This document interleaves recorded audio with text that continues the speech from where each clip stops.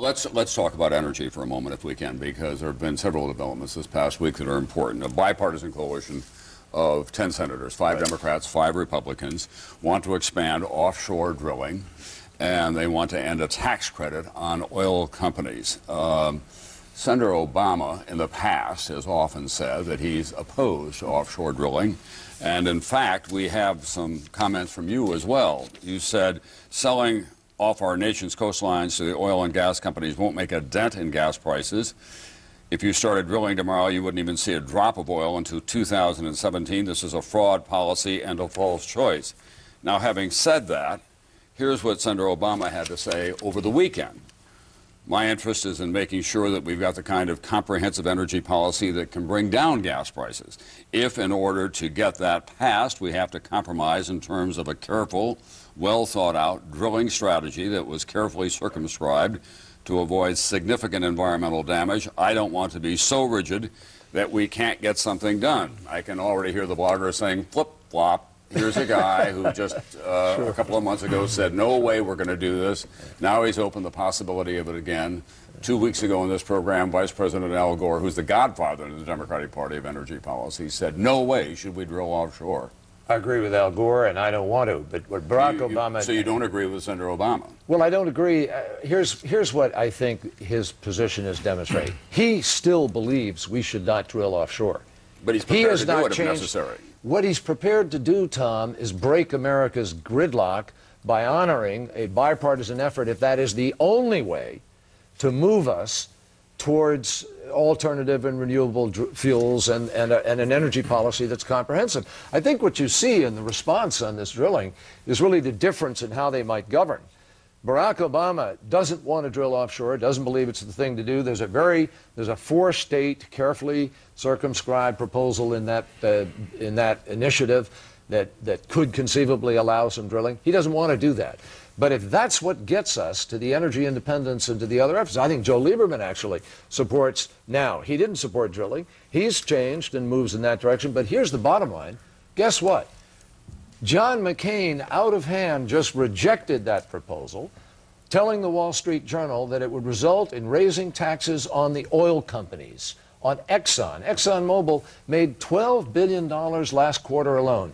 No American corporation has ever made that much money in history, and John McCain wants to protect them. Let's give Senator Lieberman a chance to respond to that. In fact, that's what Senator McCain said. He didn't want to have a rollback of those taxes. Yeah. Those taxes were originally designed to create jobs.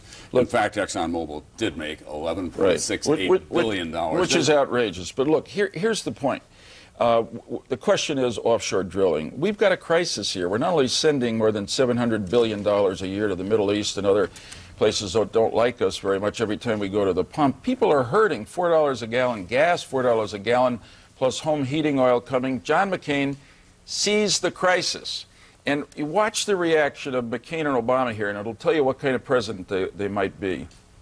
And it tells you why McCain's experience gives him judgment and strength of decision that we need in a president. John McCain says we need alternative energy. Yes, we're moving toward a low hydrocarbon future. But John McCain says we need to drill offshore. That's American oil. We need to bring it into the market to help lower gas prices and make us energy independent.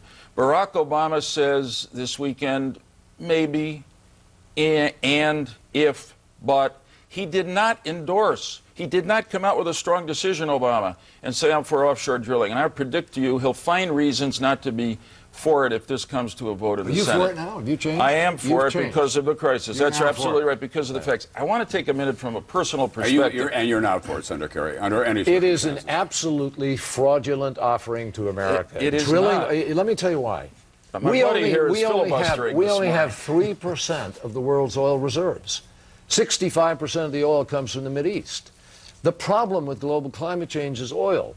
The problem for our security is our dependency on oil. So what you're saying, if we go out and drill more oil, even temporarily, when it doesn't come to the pump for about 7 years, you're not dealing with the real crisis, which is moving America's innovation and creativity and creation of new fuels. Here's the difference. Senator Obama, Senator Kerry say no to offshore drilling, no to nuclear power. No, I don't say no to nuclear power. Okay, hold on. Senator Obama certainly does.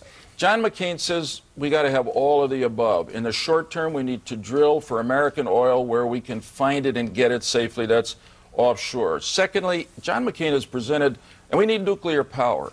Secondly, John McCain has presented the most bold alternative energy, wind, solar, electric car, hydrogen car proposals that are around today. I want to say just a word about the racial question here, and I speak personally.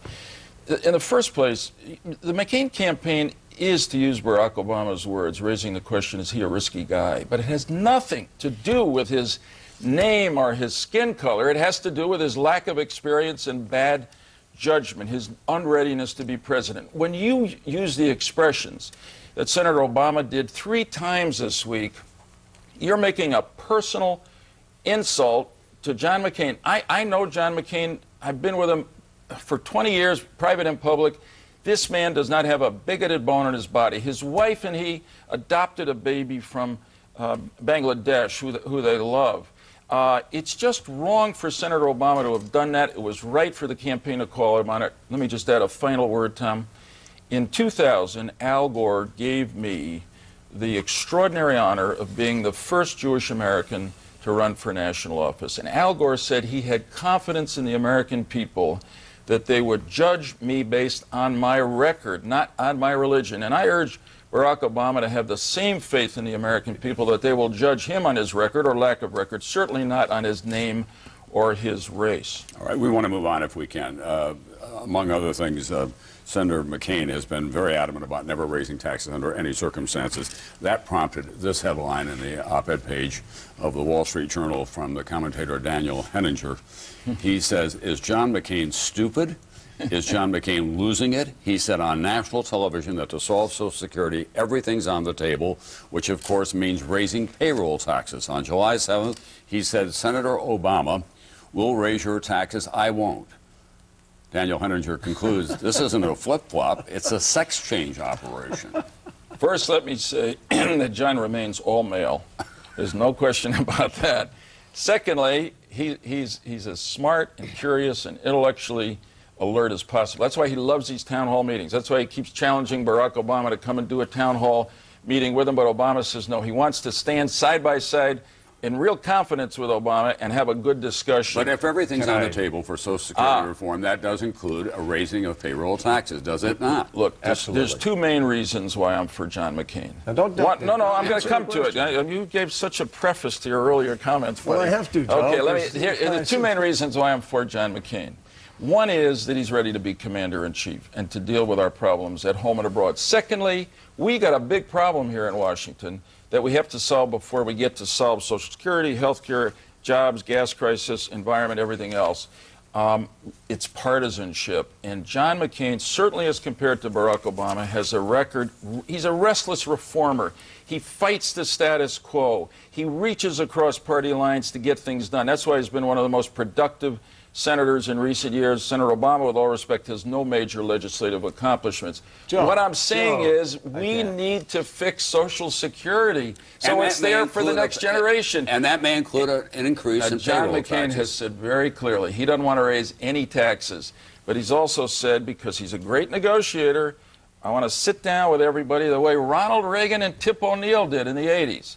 And we're going to solve this problem, just like we're going to make progress on health care and the energy crisis and climate change by breaking through the partisan gridlock. He's going to demand that we start to act not like Democrats or Republicans, but like Americans. That's what the people want us to do. Let's move on, if we can, to foreign policy, to Iraq, because this past week President Bush talked about the possibility of drawing down troops, and he's going to shorten the tours from 15 months to 12 months in Iraq. Senator Kerry, why is it so hard for Democrats to say the surge worked? It made a lot of it components of the possible. surge made a difference. I'm just going to answer 2 things very quickly. First of all, and this is important, he just said that Barack Obama hasn't passed any major piece of legislation. He just passed the most landmark, comprehensive ethics reform in the United States Senate. It's now the law. Excuse so me, it's that just was ineffective. Susan Collins and me and Dianne Feinstein Barack Obama and John McCain led the fight on the Democratic side on that. Secondly, the reason the gas effort is so fraudulent, Tom, is that the oil companies have 68 million acres currently, leases, available to them now, 40 million of them offshore, and they're not drilling there. 95% of the Alaska oil shelf is open for drilling today. They're not drilling. It's a fraudulent issue.